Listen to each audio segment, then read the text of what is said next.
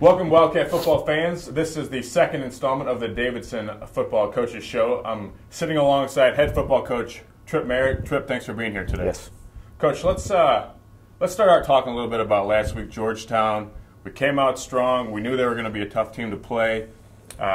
We get a big interception. Michael Corbett were first to score, and then kind of from there, we weren't able to catch. Well, first I got to say I feel so much better coming out of this game than I did this game last year. Sure. I think there were a lot of bright spots, ton of bright spots, and I thought it was a physical football game. I give credit where credit is due. Georgetown has a good football team, but I felt like, especially on the defensive side of the ball, we played physical and we fought back, and I was proud of our effort on all three phases, but particularly our defense. I thought that we ran around and got to the ball as well as I've seen us. Good. So speaking of defense, let's chat about Patrick Moynihan, Ben Prater, Jelani Doman. A huge effort this past week from your offense. Yeah, and I think between the three of them, there were 31 tackles. That's pretty good, and I was pleased with the way those guys played, especially inside. And but there's still some things that we can get better on and do better. And I think it's going to be a week to week kind of progression for those guys. Had some drop balls on offense. What did you learn from that experience last week? There were really three things that stood out to me that as you reflect in hindsight on the game that really hurt us. There were 10 drop balls. I think from a special team standpoint, we played pretty well. We kicked the ball pretty well up until the block punt, and that hurt us. And then defensively, there were 7 plays that we gave up 200 and something yards, almost half of their total offense on just 7 plays. So you harken back, you look, and you go, boy, if we'd have made a play or two here, called a ball or two here more, or hadn't had the block punt, it could have been a different game. I don't think the score was indicative of how close this game was. I mean, we went ahead and tried the onside kick with 3:24, and it's you're in that gray area a little bit. Do you kick deep, burn all your timeouts? Potentially, if they get a first down, the game's over. We decided to go ahead and play to win and kick the onside, and we gave them a short field, and they scored. We missed a couple tackles, make it 35-14. So I don't think the score was indicative as to how tight the game was up until the end of fourth quarter.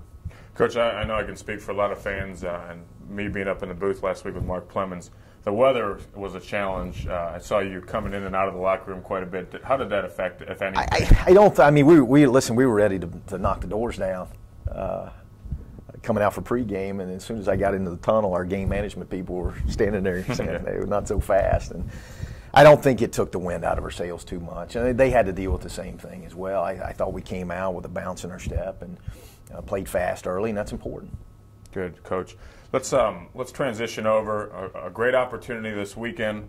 We're heading up to Hickory, the Lenoir-Rhyne Bears. There's one thing, if I remember about playing Lenoir-Rhyne, they were big and they always hit hard. Yeah. This week, the air raid versus the triple option. Yeah, it's really, you're talking about separate ends of the offensive spectrum. So it's going to present quite a challenge for both sides of the ball. I think it's one of the better small college venues out there. It's really a neat place to play. I think last time we were up there, we had 6,000, almost 7,000 people in the stands. They've got a new Jumbotron, not new, they've had it a year now, but the first time that we will get to experience it. It's just a wonderful small college football atmosphere, and I'm trying to impress that upon our young guys who have never been to this thing. It's a wonderful environment. It's going to be a great crowd. Great.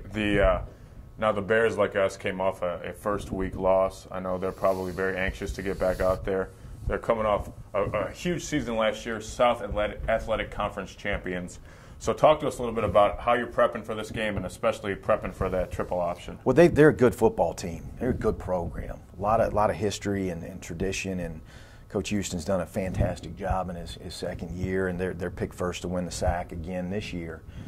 It's just a solid program. I have a lot of respect for those guys. The option presents problems. I know Coach Brett Thompson, their offensive coordinator, very well. He's on the staff with me at Bucknell. It all starts with the triple option, and then it goes to triple load, and then it goes to midline, and then it goes to triple midline, and then it goes to double option and the counter option.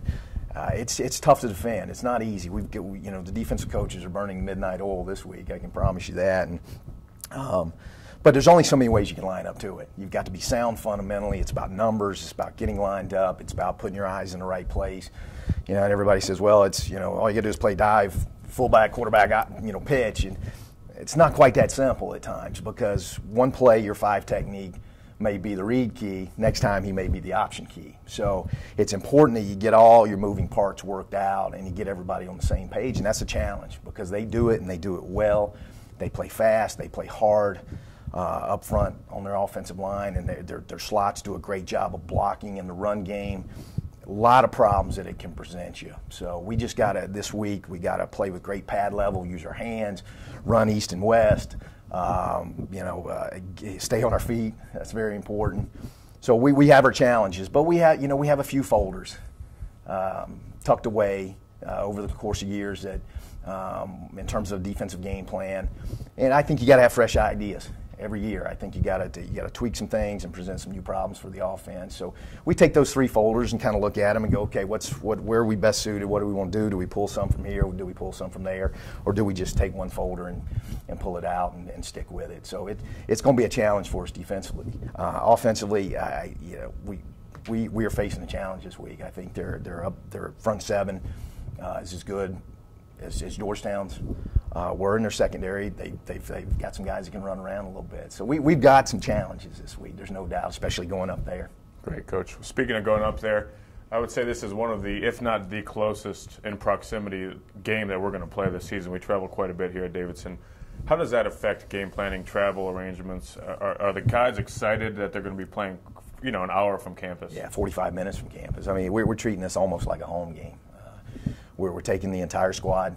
I want some of the young guys, because it's a non-conference game. I want some of our young guys, freshmen, guys who've never traveled, sophomores who've never traveled before, to experience a road trip, even though it's not an overnight game. So we're going to take everybody, because I want, again, especially our young people, maybe some of the guys who wouldn't otherwise travel, get a chance to experience this environment, because it is very special.